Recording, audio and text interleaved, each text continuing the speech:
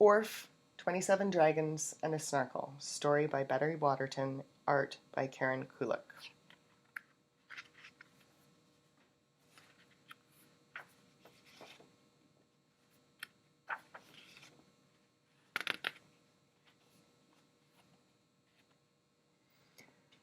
Once upon a time, in a cave under a mountain called Dragon Mountain, there lived 27 dragons. Every morning after breakfast, all the young dragons went out on patrol, for they must keep a sharp lookout. No dragon knew exactly what they were looking for, but their stories described large, round animals called snarkles. The dragon that could capture a snarkle would be a hero.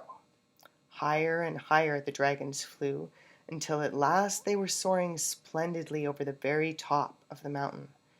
But there was one who did not go. His name was Orff, and he couldn't fly because he had no wings, not even feathers. He wasn't interested in snarkles, but he would have given anything to fly. "That Orff," said some of the older dragons. "He's nothing but a baby, and a lazy one at that." "Orff isn't a baby, he's just different," said his mother. "And I'm not lazy either," shouted Orff.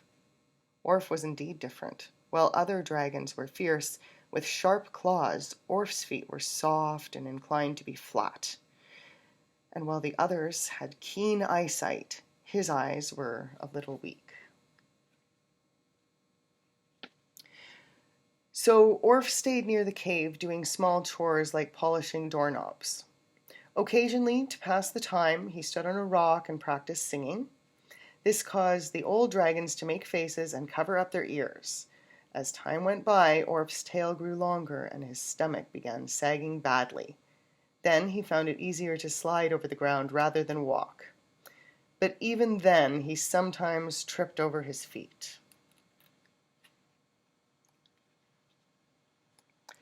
One day, he watched the other dragons gliding back and forth in the breeze.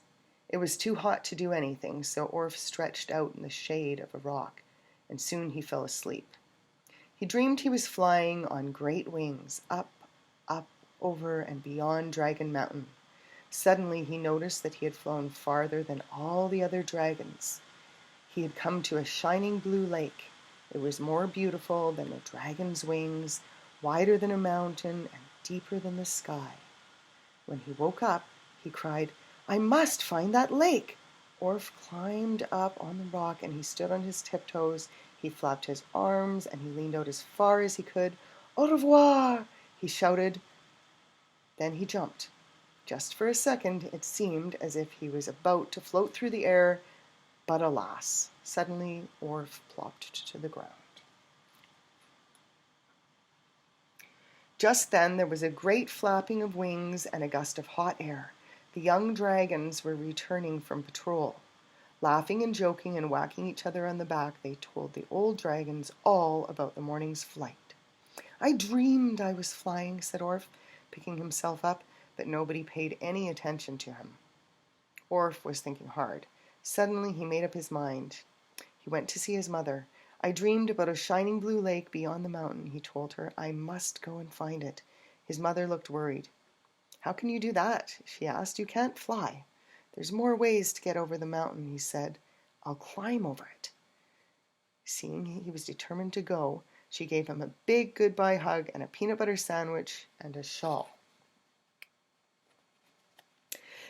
"There it is," shouted Orff. "I found it! More beautiful than dragon's wings, wider than the mountain, deeper than the sky, was a shining lake." He waded carefully in, and the lake was so clear that he could see his feet at the bottom. He floated on his back, and he floated on his stomach, and then he paddled. In fact, he swam.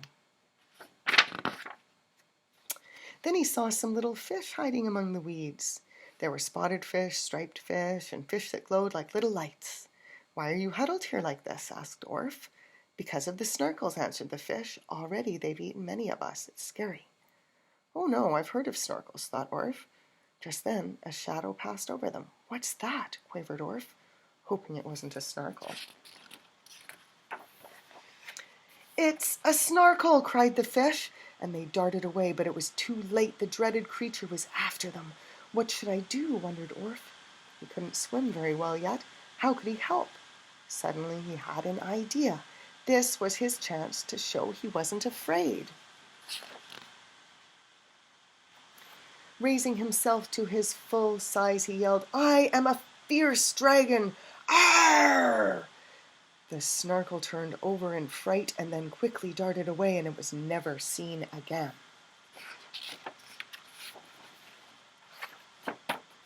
All of the little fish clustered around Orff.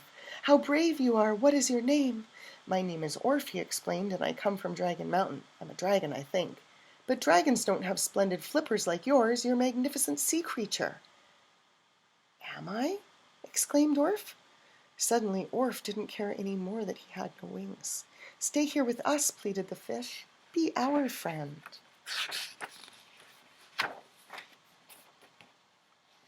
So he stayed, and the fish showed him all of the mysteries of the lake.